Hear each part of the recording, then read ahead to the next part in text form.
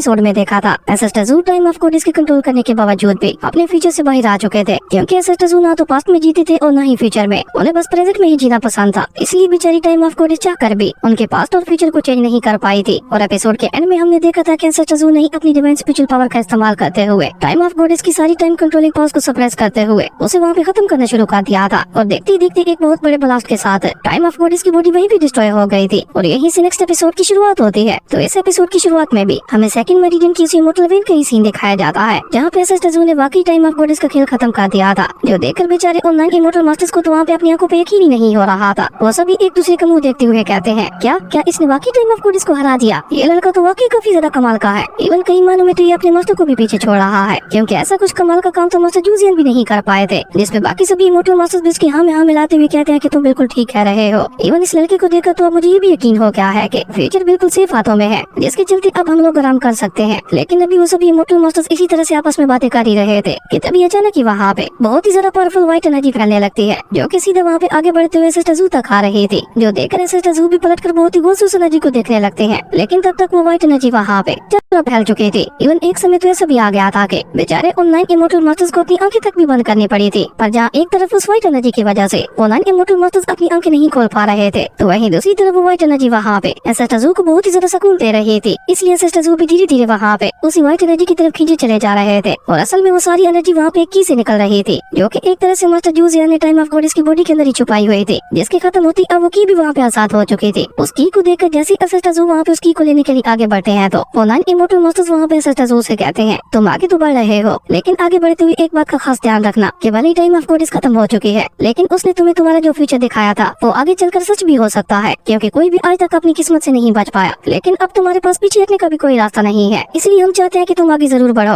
और आगे बढ़ते हुए तुम्हें चाहे जितनी मर्जी मुसीबतों का सामना करना पड़े, तुम्हें हार नहीं माननी, तुम्हें बस हमेशा आगे बढ़ते ही रहना होगा। और भले ही तुम्हारा फ्यूचर कितना ही ज्यादा डार्क क्यों ना हो, तुम्हें उसका भी मुकाबला करना होगा। लेकिन अभी वो सभी इमॉर्टल मास्टर्स वहाँ पे एसेस्टर ज़ू से ये सब कह ही रहे थे कि तब तक हम देखते हैं कि एसेस्टर ज़ू भी वहाँ पे धीरे धीरे आगे बढ़ते हुए उसी की तक पहुँच जाते हैं, और जैसे ही एसेस्टर ज़ू वहाँ पे उसकी को टच करते हैं तो उसकी से अब वहाँ पे और भी ज्यादा पावरफुल ऑरा निकलने लगा था, जिसके चलते अब वहाँ पे व्हाइट की जगह गोल्डन एनर्जी ने ले ली थी, और उसी के साथ साथ उस गोल्डन एनर्जी के इम्पैक्ट की वजह से वो पूरी जगह ही वहाँ पे हिलने लगी थी, जो देखकर एसेस्टर ज़ू वहाँ पे कोल टून में ऑनलाइन इमॉर्टल मास्टर से कहते हैं कि डायलन सेट के लोगों ने कभी भी पीछे हटना नहीं सीखा, जिसपे उनमें से एक 9 इमॉर्टल मास्टर एसेस्टर ज़ू से कहता है कि हम भी तो यही चाहते हैं कि तुम हमेशा इसी तरह से आगे बढ़ते रहो। जबकि वहीं दूसरी तरफ हम देखते हैं कि एसेस्टर ज़ू वहाँ पे उसकी को पकड़ते हुए अपने मन में कहते हैं, मास्टर बस थोड़ा सा और वेट है और थोड़ी देर बाद हम आमने सामने होंगे, जिसका मैं पिछले 10,000 सालों से इंतजार कर रहा था। और एसेस्टर ज़ू कैसे कहती है, हम देखते हैं कि अचानक की वो एनर्जी वहाँ पे और भी ज्यादा बढ़ जाती है, जिसके चलते एसेस्टर ज़ू वहाँ से टेलीपोर्ट होते हुए एक मीरान नाम के वंडरलैंड में आ चुके थे। और ये मीरान लैंड देखने से बिल्कुल ऐसा ही लग रहा था कि जैसे पूरे यूनिवर्स का टाइम कंट्रोल है इसी जगह से ही कंट्रोल किया जाता है। और जैसे ही एसेस्टर ज़ू वहाँ पे उस मीरान लैंड में टेलीपोर्ट होते हैं, तो अचानक एसेस्टर ज़ू को वहाँ पे अपने कानों में अपने बड़े भाई लिंग ज़ू की आवाज सुनाई देती है, जो कि वहाँ पे स्माइल करते हुए एसेस्टर ज़ू से कह रहा था, जूनियर ब्रदर तो फाइनली तुम यहाँ पे आ ही गए, लेकिन मानना पड़ेगा तुमने बहुत ही जल्दी इस जगह को ढूंढ लिया। हालांकि मैंने ये कभी नहीं सोचा था कि तुम इतना जल्दी यहाँ तक आ पहुँचोगे। मुझे तो लगा था कि इस मीरान लैंड में आने के लिए अभी भी तुम्हें 1000 साल और लगेगा, लेकिन मुझे इस बात की ज्यादा हैरानगी नहीं हो रही, क्योंकि तुम तो हमेशा से ही हमारी उम्मीदों को गलत साबित करते हुए आए हो। अपने बड़े भाई की ये बात सुनकर एसेस्टर ज़ू वहाँ पे उसे कोई भी रिस्पॉन्स नहीं देते, क्योंकि एसेस्टर ज़ू को वहाँ पे इन बातों से कोई भी मतलब नहीं था। वो सीधे मुद्दे पे आते हुए अपने बड़े भाई से कहते हैं, तो तुम्हें मास्टर ने यहाँ पे भेजा होगा ताकि तुम यहीं पे रुककर मेरा इंतजार कर सको, तो बताओ मुझे अब की बार वो मुझे क्या कहना चाहते हैं, और आखिर वो खुद कहाँ है। अब एसेस्टर ज़ू की ये बात सुनकर बेचारा लिंग ज़ू भी वहाँ पे साफ साफ समझ चुका था कि मास्टर को ना देखकर उसका छोटा भाई कितना ज्यादा गुस्से में है। इसलिए लिंग ज़ू भी वहाँ पे थोड़ा घबराते हुए अपने मन में कहता है, मास्टर ये आपने क्या कर दिया,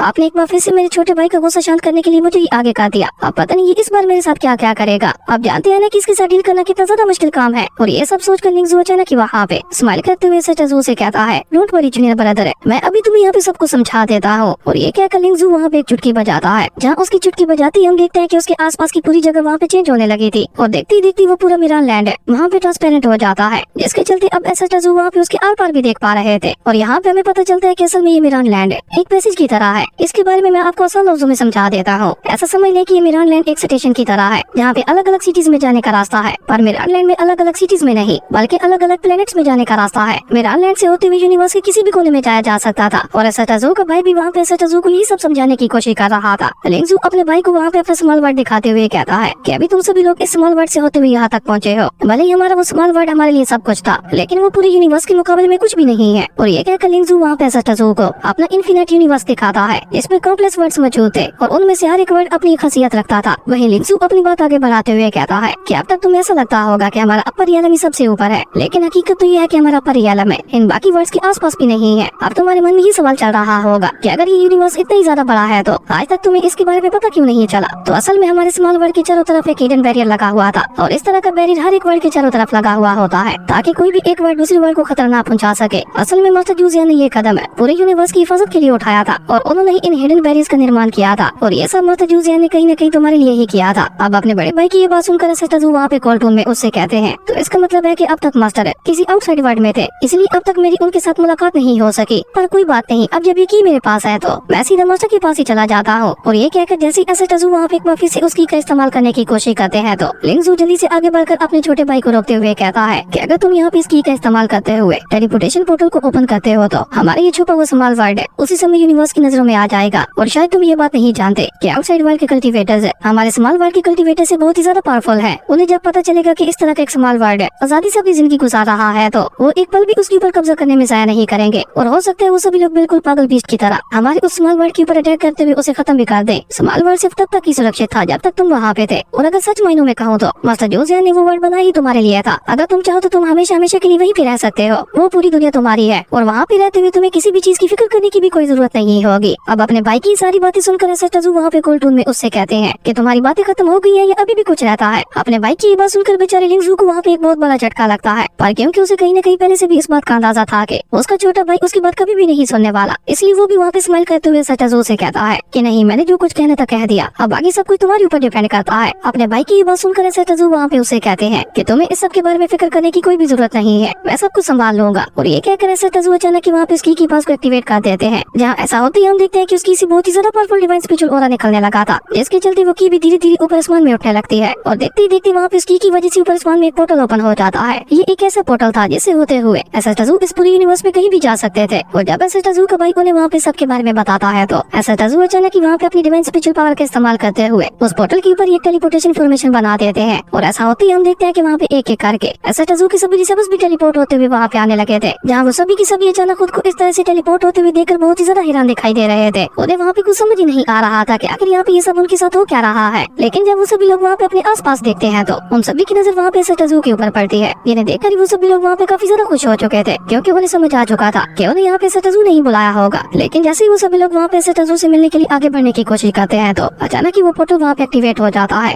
जिससे वहाँ पे एक वापस से बहुत ही ज्यादा पावरफुल व्हाइट एनर्जी निकलते हुए सीधा वहाँ पे एसेस्टाजू और उनके रिसर्वर्स के ऊपर ही गिरने लगी थी। और जैसे जैसे वो व्हाइट एनर्जी वहाँ पे उन सभी के ऊपर गिर रही थी, वैसे वैसे उन सभी को अपनी बॉडीज के अंदर काफी ज्यादा चेंजेस भी महसूस हो रहे थे, जो देखकर वो सभी वहाँ पे हैरान होते हुए कहते हैं कि आखिर ये किस तरह की स्पिरिचुअल पावर है। इतनी प्योर स्पिरिचुअल पावर तो आज तक हमने अपनी लाइफ में कभी नहीं देखी। ये तो हमारी बॉडी की हर एक मरीजन को क्लीन करती जा रही है। अपने साथियों की ये बात सुनकर लीना भी वहाँ पे खुश होते हुए कहते हैं कि तुम सभी लोग बिल्कुल ठीक कह रहे हो, ये स्पिरिचुअल पावर मेरी बॉडी को भी क्लीन कर रही है और ऊपर से इसे मैं चाहकर भी नहीं रोक पा रही। उन सभी की बातें सुनकर लिंगजू की फेस के ऊपर स्माइल आ जाती है और वो उन सभी को वहाँ पे बताता है कि असल में ये वो स्पिरिचुअल पावर है जिसका इस्तेमाल हमारे स्मॉल वर्ल्ड को बनाने के लिए किया गया था। मास्टर ने उस समय उस सारी एनर्जी को इकट्ठा करते हुए यहाँ पे आकर छुपा दिया था आज के ही दिन के लिए। असल में ये मास्टर जूजियान का तुम सभी के लिए एक छोटा सा गिफ्ट है, क्योंकि मास्टर जूजियान नहीं चाहते थे कि हमारे टैलेंट सेट के डिसेबल्स आउटसाइड वर्ल्ड के लोगों के सामने कमजोर पड़े, इसलिए उन्होंने तुम सभी को पहले से ही ताकतवर बनाने के लिए इंतजाम कर रखा था। अगर तुम सभी लोग डायरेक्टली आउटसाइड वर्ल्ड में जाते तो तुम लोग वहाँ पे एक पल भी नहीं देख पाते और मास्टर जूजियान हमारे टैलेंट सेट के डिसेबल्स को ऐसे ही मरते हुए थोड़ी ना देख सकते थे। वहीं सबसे ज्यादा पावर तो वहाँ पे एसेस्टाजू की बॉडी के अंदर जा रही थी और जैसे जैसे वो पावर वहाँ पे एसेस्टाजू की बॉडी के अंदर जा रही थी वैसे वैसे हम देखते हैं कि अब धीरे धीरे एसेस्टाजू की बॉडी भी ऊपर हवा में उठने लगती है। लेकिन साथ ही साथ अब एसेस्टाजू को वहाँ पे ये भी एहसास हो गया था कि उनके डिसेबल्स अब ज्यादा देर तक उस एनर्जी को बर्दाश्त नहीं कर पाएंगे, इसलिए एसेस्टाजू ने जल्दी से वहाँ पे अपने पास से कुछ डिवाइन पिल्स को बाहर निकाल कर उन्हें सीधे वहाँ पे अपने सभी डिसेबल्स को ही खिला दिया था, जिसके चलते अब उन सभी को वहाँ पे उस स्पिरिचुअल एनर्जी को रिफाइन करने में ज्यादा परेशानी का सामना नहीं करना पड़ेगा। और हो तो भी वहाँ पे बिल्कुल ऐसा ही है, क्योंकि जैसे ही वो सभी डिसेबल्स वहाँ पे उन पिल्स को खाते हैं तो अचानक ही वो सारी स्पिरिचुअल पावर वहाँ पे रिफाइन होते हुए सीधा उनकी बॉडी के अंदर चली जाती है। और ऐसा होते ही वो सभी लोग वहाँ पे ब्रेक थ्रू भी कर जाते हैं, जो कि उन सभी के लिए किसी बहुत बड़े झटके से कम नहीं था। अभी कुछ समय पहले जब वो लोग सेकंड मेरिडियन में आए थे तो उन लोगों ने इमॉर्टल एम्पर रियला में ब्रेक थ्रू किया था और अब उन लोगों ने यहाँ पे एक वापस से इतना जल्दी ब्रेक थ्रू कर लिया। यही बात उन सभी लोगों को वहाँ पे हैरान कर रही थी। और जब वो सभी लोग वहाँ पे अपनी मिली हुई नई पावर्स को चेक करते हैं तो उनकी हैरानगी का वहाँ पे कोई ठिकाना ही नहीं था, क्योंकि अब वो सभी के सभी लोग बहुत ही ज्यादा ताकतवर बन चुके थे और जैसे वो सभी लोग वहाँ पे अपना अपना ऑर्डर रिलीज करते हैं तो वहाँ पे चारों तरफ बहुत ही ज्यादा पावरफुल व्हाइट ऑरा फैल गया था, जो देखकर डीमन क्वीन वहाँ पे खुश होते हुए खुद से ही कहती है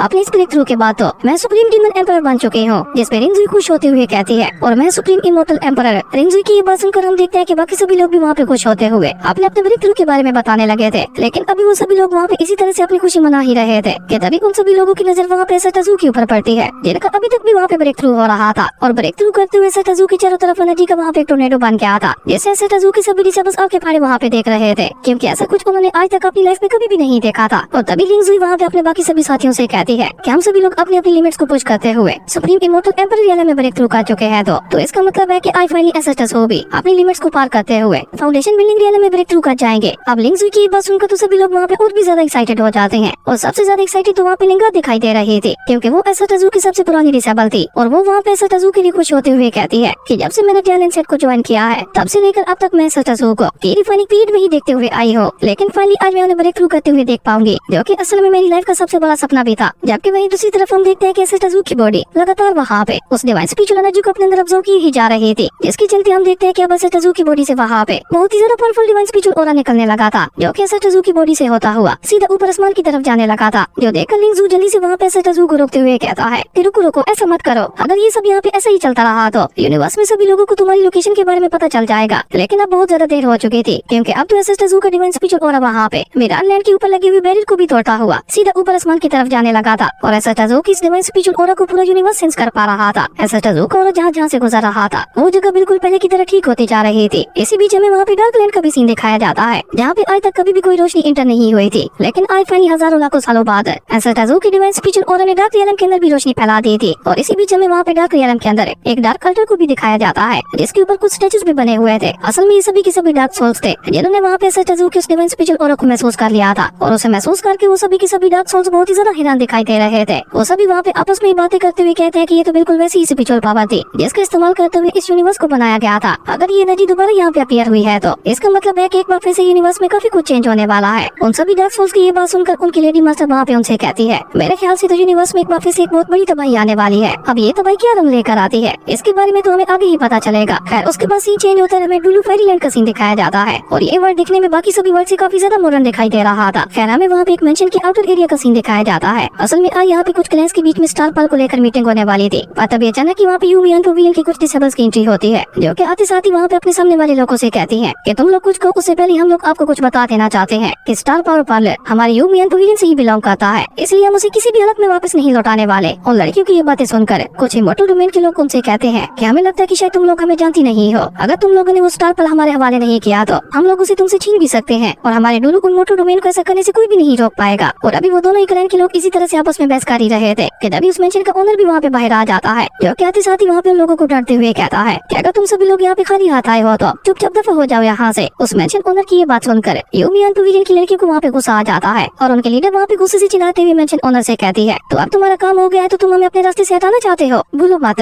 अगर हम लोग तुम्हारे लिए उस स्पेसशिप को चुरा कर ना लाए होते तो तुम कभी भी याओगुआंग इमोर्टल रियलम में ना जा पाते। अब उन लड़कियों की ये बात सुनकर डुलू इमोर्टल डोमेन के लोग भी वहाँ पे गुस्सा हो जाते हैं, और वो भी वहाँ पे अपने अपने वेपन्स को बाहर निकालते हुए मेंशन ओनर से कहते हैं कि अगर तुमने हमें हमारा हिस्सा ना दिया तो हम लोग खुद ही उसे छीन लेंगे। अब उन लोगों की ये बातें सुनकर हम देखते हैं कि मेंशन ओनर भी वहाँ पे एक चुटकी बजाता है, और उसकी चुटकी बजाती वहाँ पे उसके कुछ गार्ड्स ने अपने अपने वेपन्स को वहाँ पे उन सभी की तरफ ही पॉइंट कर दिया था, और इन सभी की सभी गार्ड्स के वेपन्स बहुत ही ज्यादा एडवांस दिखाई दे रहे थे, जिनके बारे में डिटेल में अब हमें आने वाले एपिसोड्स में ही पता चलेगा। और तभी मेंशन ओनर वहाँ पे उन सभी को धमकी देते हुए कहता है कि मुझे लगता है तुम सभी लोग अच्छे और बुरे के बीच का फर्क भूल चुके हो। लेकिन इसी बीच वहाँ पे लोग होंग यू नाम की एक मास्टर की एंट्री होती है, जो कि वहाँ पे आते हुए उन सभी लोगों से गुस्से से कहता है, तुम सभी लोग क्या इस तरह से आपस में फाइट करके इस शिप को तोड़ देना चाहते हो? तुम सभी लोग जानते हो ना कि ये शिप हमारे लिए कितनी ज्यादा इंपॉर्टेंट है। और ये कहकर मास्टर होंग यू वहाँ पे अपने लोगों को वहाँ पे उस शिप की तलाशी लेने के लिए बोलता है, लेकिन जब उसके लोग वहाँ पे उस शिप की तलाशी लेते हैं तो उन्हें वहाँ पे उस शिप के ऊपर कुछ भी नहीं मिलता। और जब वो लोग अपने मास्टर होंग यू को इस सब के बारे में बताते हैं तो मास्टर होंग यू भी वहाँ पे काफी ज्यादा गुस्सा हो गया था, जो देखकर मेंशन ओनर वहाँ पे अपनी सफाई देते हुए कहता है कि मैं याओगुआंग इमोर्टल डोमेन जाने में तो कामयाब हो गया था, लेकिन जब मैं वहाँ से टेरेस को ला रहा था तो मुझे वहाँ के कुछ लोगों ने लूट लिया, इसलिए हम लोगों को अपनी जान बचाते हुए खाली हाथ ही वापस आना पड़ा। अब आप लोगों को यहाँ पे कहानी समझने में थोड़ी परेशानी हो रही होगी, तो मैं यहाँ पे आपको कहानी आसान लफ्जों में समझा देता हूँ। तो असल में यहाँ पे इन 3 क्लैन के लोगों ने मिलकर एक शिप को चुराया था, ताकि वो लोग याओगुआंग इमोर्टल रियलम के अंदर जाकर अपने लिए कुछ टेरेस को हासिल कर सके। लेकिन मेंशन ओनर के मुताबिक जब वो टेरेस को लेकर वापस आ रहा था तो उसे कुछ लुटेरों ने लूट लिया। अब ये मेंशन ओनर सच बोल रहा है या झूठ, इसके बारे में हमें आने वाले एपिसोड्स में ही पता चलेगा। लेकिन यूमी एंड पवेलियन की लड़कियों को तो ये सब बस झूठ ही लग रहा था, था। उनके मुताबिक मेंशन ओनर अकेले ही सारा माल हड़पना चाहता है, लेकिन अभी वो सभी लोग वहाँ पे इसी तरह से आपस में बहस कर ही रहे थे कि तभी मिस्टर होंग यू को भी वहाँ पे एसेट जू का डिवाइन स्पिरिचुअल ऑरा महसूस होता है, जिसे महसूस करके मिस्टर होंग यू को वहाँ पे एक बहुत बड़ा झटका लगता है। वो हैरान होते हुए अपने मन में कहता है कि ऐसे पहले तो कभी भी मैंने इस तरह की स्पिरिचुअल पावर को यहाँ पे महसूस नहीं किया। अगर अपने एंसेस्टर्स की मानी जाए तो ये स्पिरिचुअल पावर तो बिल्कुल वैसी ही दिखाई दे रही है जिसके इस्तेमाल करते हुए इस यूनिवर्स का निर्माण किया गया था। इसका मतलब है कि हमारे ब्लू फायरी लैंड के अंदर कुछ बहुत बड़ा होने वाला है, और इसी बारे में पता लगाने के लिए अपने लोगों को लेकर उस शिप से होते हुए उसी तरफ जाने लगे थे जहाँ से उन्हें वो डिवाइन स्पिरिचुअल ऑरा महसूस हुआ था। असल में मिस्टर होंग यू को वहाँ पे ऐसा लग रहा था कि शायद हो सकता है कि वहाँ पे जाकर उनके हाथ कोई बहुत ही ज्यादा पावरफुल ट्रायड लग जाए, जबकि वहीं दूसरी तरफ हम एसेट जू को देखते हैं जिनका अभी तक भी वहाँ पे ब्रेक थ्रू हो रहा था और उनकी बॉडी से अभी तक भी लगातार वहाँ पे उसी तरह से ही डिवाइन स्पिरिचुअल ऑरा रिलीज हो रहा था। इवन अब तो वो डिवाइन स्पिरिचुअल ऑरा इतना ज्यादा पावरफुल हो चुका था कि उसने वहाँ पे एसेट जू के सभी डिसेबल्स को भी उठाकर पीछे फेंक दिया था, जिसके चलते अब बेचारे उन सभी लोगों का वहाँ पे अपने एसेट जू के पास खड़ा रह पाना भी मुश्किल होता जा रहा था। लेकिन उसी के साथ साथ वो सभी लोग वहाँ पे काफी ज्यादा खुश भी दिखाई दे रहे थे क्योंकि ये ब्रेक थ्रू करने की निशानियां थी, जिसका मतलब था कि अब एसेट जू वहाँ पे किसी भी पल ब्रेक थ्रू कर सकते थे। और फ्रैंक तो वहाँ पे एक्साइटेड होते हुए कहता है, क्या लगता है तुम सभी लोगों को एसेट जू कौन सी रियल में ब्रेक थ्रू करेंगे? और अभी फ्रैंक वहाँ पे ये सब बोल ही रहा था कि तभी हम देखते हैं कि वहाँ पे काफी से बहुत ही ज्यादा पावरफुल एनर्जी रिलीज होती है, जिसके साथ ही फाइनली एसेट जू वहाँ पे ब्रेक थ्रू कर चुके थे। और अपने इस ब्रेक थ्रू के बाद